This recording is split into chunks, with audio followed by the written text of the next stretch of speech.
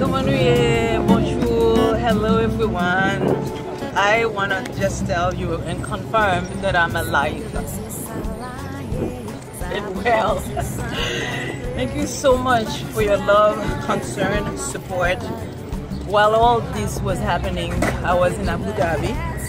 I flew 14 hours to be at a huge conference where there was 80 different leaders, artists, musicians debating about how to change how music or how art can be a big impact on changing the world around us.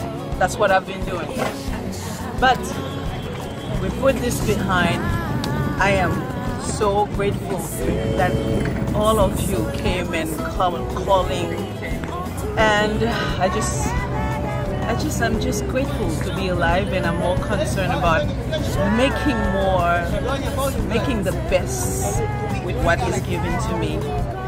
I want to tell you I'm going to be at Myanmar Performing Arts Center. Come and rejoice and celebrate the Flag Day with me.